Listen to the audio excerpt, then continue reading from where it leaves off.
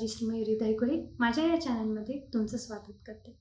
आज आपण अभ्यासाच्या वेळापत्रकाची तयारी कशी करायची हे पाहणार आहोत।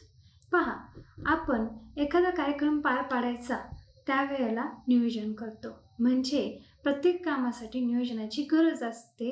जर तुम्हाला ते कार्यक्रम सक्सेसफुली पार पाडायचा असेल तर त्यासोबतच आपल्याला आपल्या लाईफमध्ये काही गोल्स अचीव करायचे असतील किंवा काही अचीवमेंट्स आपल्याला मिळवायच्या असतील तर त्याच्यासाठी नियोजनाची गरज ही खरंच खूप गरजेची आहे।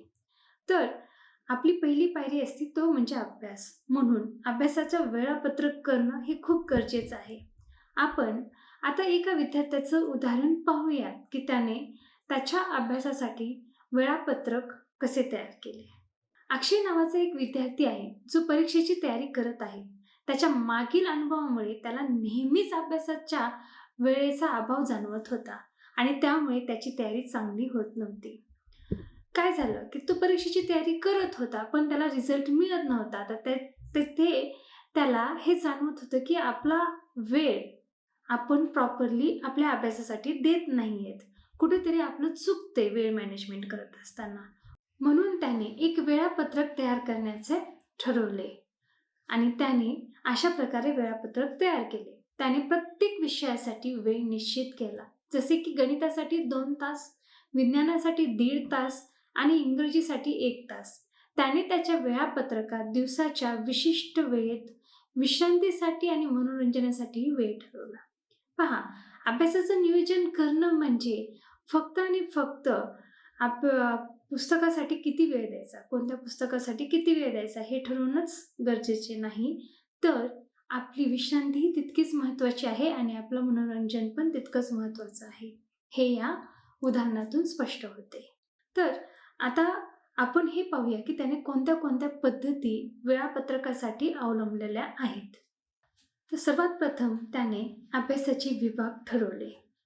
अक्षयने त्याच्या अभ्यासाच्या सर्व विभागांची यादी केली। प्रत्येक विषयात त्याला कोणत्या भागावर लक्ष केंद्रित करायचे आहे हे त्याने ठरवले। ओके, इथे तुमच्या लक्षात आलंच असेल की या ठिकाणी आपल्याला यादी करणं गरजेचे आहे, तर यादी तुम्ही करून घ्या।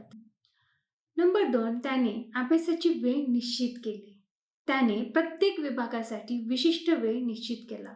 उदाहरणार्थ, गणिताचा पेपर त्याने 10 वाजता सुरू करून 12 वाजता समाप्त करायचे ठरवले। आता पहा, ह्याच्यातून काय कळते की वेळ प्रत्येक विषयासाठी तुम्ही निश्चित करणं खूप गरजेचे आहे। ओके, जसे की त्याने 10 ते 12 हे गणितासाठी निवडलेला होता। तर अभ्यासासाठी लक्षात ठेवण्यासाठीची टूल्स वापरायचे ठरवले। अक्षयने एक कॅलेंडर वापरले, ते त्याच्या अभ्यासाचे वेळापत्रकाचे नियोजन करत होते। त्याने त्यामध्ये रंगून तासांची यादी तयार केली, विभागली। त्यानंतर त्याच्या हे लक्षात आले की आपण जसा अभ्यास करतोय तर तो खरोखरच उपयोगी पडतोय का, त्याच्यासाठी त्याने तपासणी करण्याचे ठरवले। म्हणून वेळापत्रक अनुसरून त्याच्या प्रगतीचे नियमितपणे त्याने मूल्यांकन करायला सुरुवात केली आणि आवश्यकतेनुसार वेळापत्रक तो बदलत गेला। आपण या ठिकाणी आपण जे काही शिकलोय ते तपासून पाहणे हे खूप गरजेचे आहे, म्हणजे त्याचा फॉलोअप घेणे खूप गरजेचे आहे, हे लक्षात येते। अक्षयला त्याच्या नवीन वेळापत्रकामुळे एक अधिक अनुशासित आणि सोयीस्कर अभ्यासाची पद्धत प्राप्त झाली।